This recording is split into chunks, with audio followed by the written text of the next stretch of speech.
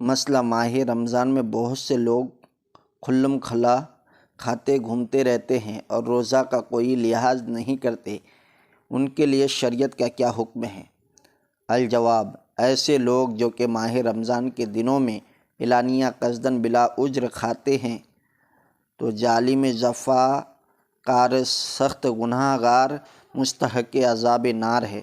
بادشاہ اسلام کو حکم ہے ایسے لوگوں کو قتل کر دیں، اور جہاں بادشاہ اسلام نہ ہو مسلمانوں پر لازم ہے کہ ایسے لوگوں پر سختی کریں، ان کا بائیکاٹ کریں، ورنہ وہ بھی گنہگار ہوں گے۔ مسئلہ کیا فرماتے ہیں مفتیان دین و ملت اس مسئلے میں کہ حالت روزہ میں انجیکشن لگوانے سے روزہ ٹوٹ جاتا ہے یا نہیں؟ الجواب: تحقیق یہ ہے کہ انجیکشن سے روزہ نہیں ٹوٹتا، چاہے رگ میں لگایا جائے چاہے گوشت میں، کیونکہ اس کے بارے میں ضابطہ کلیہ یہ ہے کہ جماع اور اس کے ملحقات کے علاوہ روزہ کو توڑنے والی صرف وہ دوا اور غذا ہے جو مسامات اور رگوں کے علاوہ کسی منفذ سے صرف دماغ یا پیٹ میں پہنچے۔ یہ ہے کہ غذا اور دوا اسی وقت روزہ توڑے گی جب دماغ یا پیٹ تک کسی منفذ سے پہنچے، بلکہ بعض حضرات نے صرف منفذ تک پہنچنے پر اکتفا فرمایا ہے، اس لیے کہ ان کی تحقیق پر دماغ سے پیٹ تک براہ راست تعلق ہے۔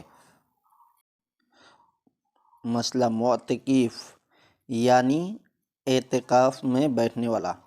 معتکف اگر بیڑی سگریٹ حقہ پینے کا عادی ہو تو کیا کریں؟ اگر بیڑی سگریٹ حقہ وغیرہ استعمال کریں یعنی پینے کی غرض سے مسجد سے باہر آئے جائیں، ایسی صورت میں اعتکاف باقی رہے گا یا ٹوٹ جائے گا؟ دلائل کے ساتھ بیان فرما کر مشکور فرمائیں۔ الجواب: معتکف یعنی اعتکاف میں بیٹھنے والا بیڑی سگریٹ یا حقہ پینے کے لیے فنائے مسجد میں نکل سکتا ہے، اعتکاف نہیں ٹوٹے گا۔ حضرت صدر الشریعہ رحمت و رضوان تحریر فرماتے ہیں، فنائے مسجد جو جگہ مسجد سے باہر اس سے ملحق ضروریات مسجد کے لیے ہے، مثلا جوتا اتارنے کی جگہ، غسل خانہ وغیرہ، ان میں جانے سے اعتکاف نہیں ٹوٹے گا، لیکن خوب منہ صاف کرنے کے بعد مسجد میں داخل ہو، اس لیے کہ بیڑی سگریٹ وغیرہ کی بو جب تک باقی ہو مسجد میں داخل ہونا جائز نہیں۔ وہو عالم۔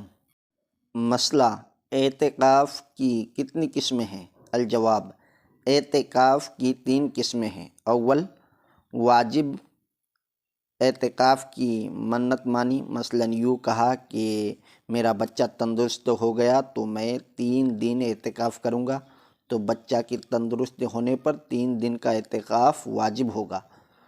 دوسرا، سنت موقدہ یعنی 20ویں رمضان کو سورج ڈوبتے وقت اعتکاف کی نیت سے مسجد میں ہو اور 30ویں رمضان کو غروب کے بعد یا 29 کو چاند ہونے کے بعد نکلے، یہ اعتکاف سنت کفایہ ہے، یعنی اگر سب لوگ ترک کرے تو سب سے مطالبہ ہوگا، اور شہر میں کسی ایک نے کر لیا تو سب بڑی ذمہ ہو گئے۔